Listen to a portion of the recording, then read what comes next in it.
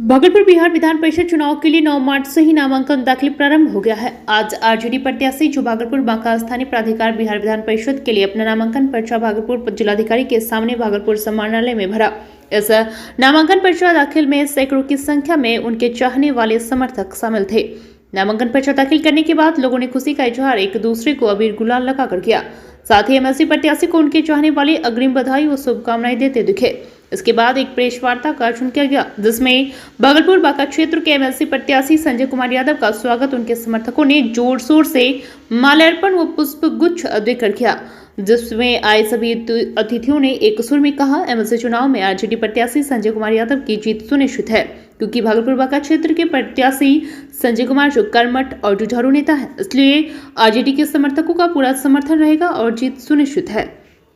नामांकन एवं प्रेस वार्ता में एमएलसी प्रत्याशी संजय कुमार के अलावा पूर्व सांसद शैलेश कुमार उर्फ बुलो मंडल, धोरैया विधायक भूदेव चौधरी, नाथनगर विधायक अशरफ अली सिद्दीकी, बांका पूर्व विधायक रामदेव यादव, पीरपैती पूर्व विधायक रामविलास पासवान, जिला प्रभारी मृत्युंजय तिवारी, चक्रपाणी हिमांशु, जिला अध्यक्ष चंद्रशेखर यादव के अलावा सैकड़ों कार्यकर्ता इस दौरान उपस्थित थे।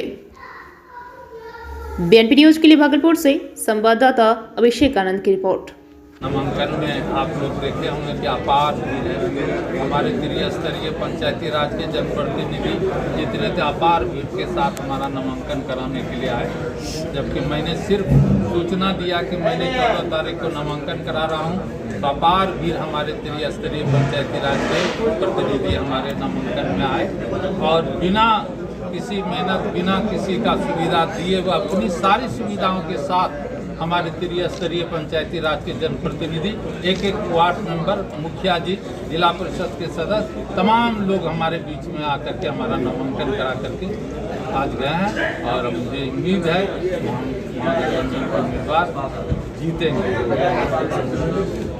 जी के राज में किस तरह से, चाहे मुखिया हो, प्रमुख हो या जिला परिषद हो, लगातार किस तरह से उनकी हत्याएं हो रही है, दिन रात हत्याएं हो रही है। और दूसरी बात है कि उनका जो सबसे बड़ा वेतन और भत्ते का अधिकार की बात है, हमारे आदरणीय नेता वेतन भत्ते की बात लगातार कर रहे हैं। तो निश्चय ही ये स्थानीय निकाय के चुनाव के माध्यम से जब विधान परिषद में हमारा दल मजबूत होगा, तो निश्चय ही जो इन सब सारे सिस्टम को लेकर है, हम लोग पूरी मजबूती से इनको रखने का काम करेंगे। इस तरह का पहला घटना आज हुआ है जो कि एक स्पीकर को एक मुख्यमंत्री उस तरह से आंख दिखाकर बातें कर रही है, जबकि स्पीकर जो होता है वो कस्टोडियन होता है।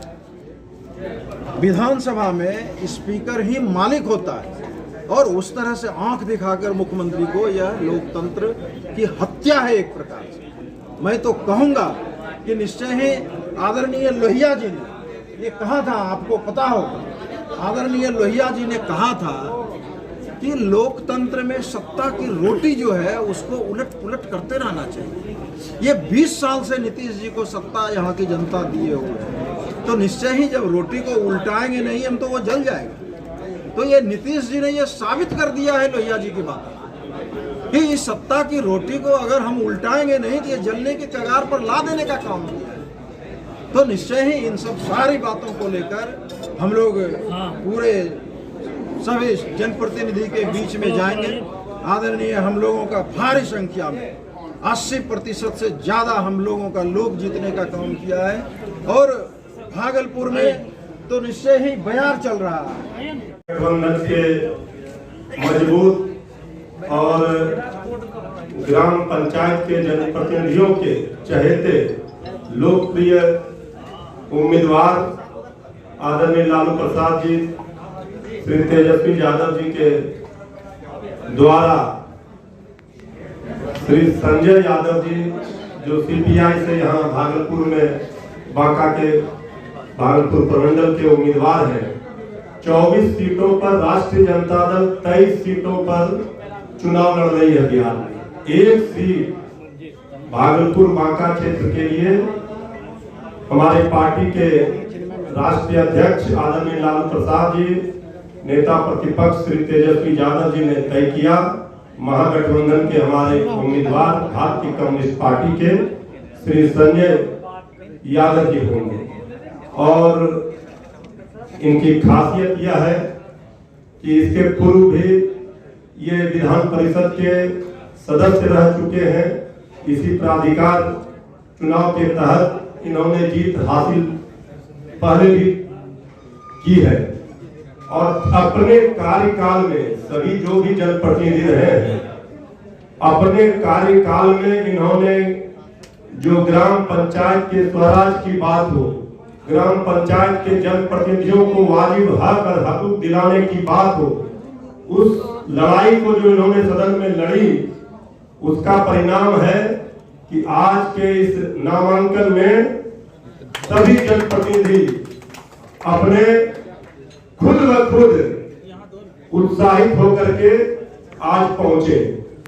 सभी सम्मानित पत्रकार बंधु, इलेक्ट्रॉनिक और मीडिया के साथीगण, सबसे पहले तो मैं इस मनोनयन कार्यक्रम के बाद जब भेंट वार्ता आपके साथ हो रही है, इसके लिए मैं दिल से आपका आभार व्यक्त करता हूँ, धन्यवाद देता हूँ और आपका स्वागत भी करता हूँ। बहुत सारी बातों की चर्चा हो चुकी है, मैं संक्षेप में कहना चाहता हूँ कि ये महागठबंधन के सबसे मजबूत साथी में से हैं। संजय जी ऐसे उम्मीदवार हैं महागठबंधन के जिसको भागलपुर, बांका नज़दीक से जानते हैं, करीब से जानते हैं। इन्होंने पहले भी इस दायित्व का निर्वाह बहुत ही तरीके से और सलीके से किया है। आज जो परिस्थितियां हैं, जो त्रिस्तरीय प्रतिनिधि चुने जाते हैं, आज उनको यदि कुछ मानदेय या वेतन की अपेक्षाएं है, आकांक्षा है, तो उसको लागू कराने में संजय कुमार जो महागठबंधन के उम्मीदवार हैं,